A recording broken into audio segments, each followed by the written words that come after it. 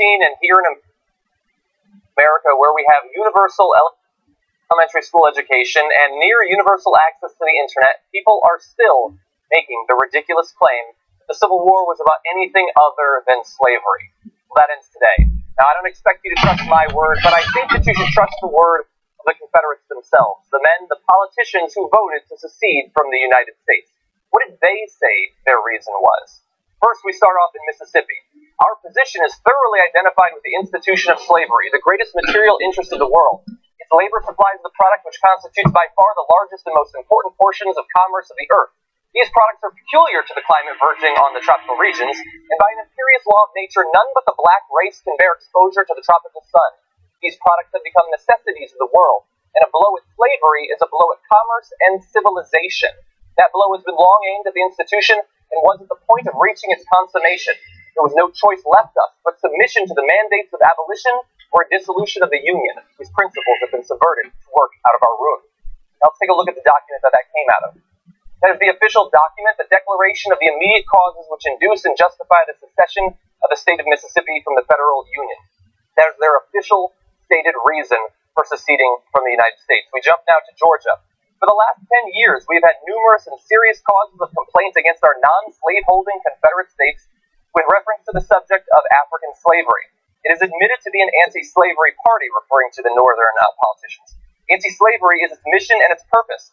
By anti-slavery, it is made a power in the state.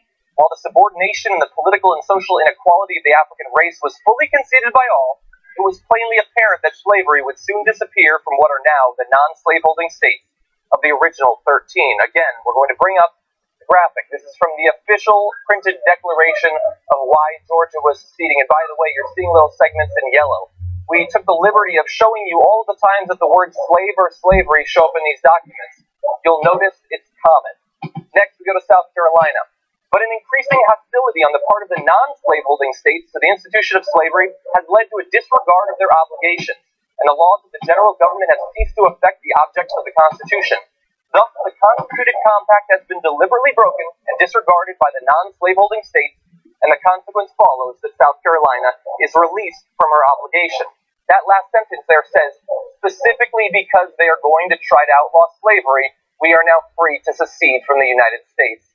And then you get the Civil War. Again, we're bringing up, this is the official printed declaration of the causes which induced South Carolina to leave the federal union. Another important state, Texas, let's talk about them.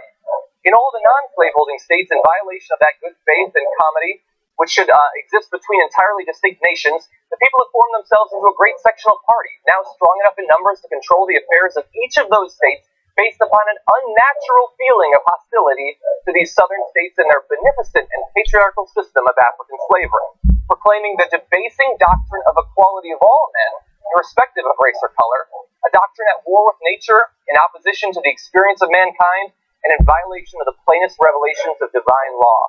They demand the abolition of Negro slavery throughout the Confederacy, the recognition of political equality between the white and Negro races, and avow their determination to press on their crusade against us so long as a Negro slave remains in these states. Once again, this is the official printed declaration of the reasons Texas chose to secede from the United States. Once again, you see slavery and slave peppered throughout that declaration. By the way, these sections that we're pulling, very often it will be the first paragraph, the second sentence. These are the primary reasons. We jump now to Florida. Now, Florida chose not to actually print their declaration, but it was found recently in one of the archives from their secession conventions where they said, it is denied that it is the purpose of the party soon to enter into the possession of the powers of the federal government, speaking about the North, to abolish slavery by any direct legislative act. It is in so many words saying to you that we will not burn you at the stake, but we will torture you to death by a slow fire. We will not confiscate your property and consign you to a residence in equality with the African, but that destiny certainly awaits your children, and you must quietly submit, or we will force you to submission. Once again, now they chose not to actually publish that, but it is public record what they were saying at their convention to secede. Now we turn to Tennessee, where we have the official speech. This is a declared speech by the governor of Tennessee just months before they left the Union. The systematic, wanton, and long-continued agitation of the slavery question with the actual and threatened aggressions of the northern states and a portion of their people upon the well-defined constitutional rights of the southern citizen, whose bond of union is uncompromising hostility to the rights and institutions of the 15 southern states, have produced a crisis, resulting already in the withdrawal from the Confederacy of the sovereignties which compose it, while others are rapidly preparing to move in the same direction. As the governor of Tennessee, they would soon secede and join other Confederate states, saying right there, it is specifically the slavery question that has already caused some to secede and will force Tennessee to do the same. He goes on to say, the Constitution distinctly recognizes property in slaves, makes it the duty of the states to deliver the fugitive to his owner, but contains no grant of power to the federal government to interfere with this species of property.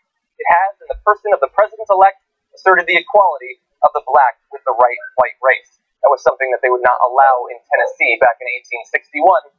This was, of course, not just the politicians. We have an excerpt from a newspaper that ran just weeks prior to the vote over whether to secede or not. This is from the Nashville Daily Gazette, February of 1861.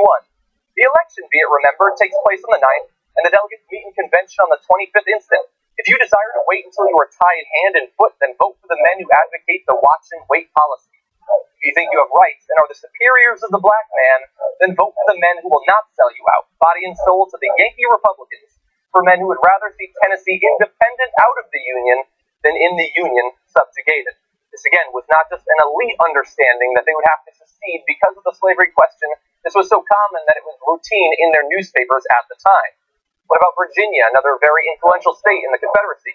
In a February 1861 speech to the Virginia Secession Convention, Georgian Henry L. Benning stated the reasoning behind Georgia's declaration declaring secession from the Union. What was the reason that induced secession? This reason may be summed up in one single proposition. It was a conviction, a deep-cut conviction, that a separation from the North was the only thing that could prevent the abolition of slavery. Unless there had been a separation from the North, slavery would be abolished in Georgia. Again, routine at their official convention to declare that they were seceding from the Union.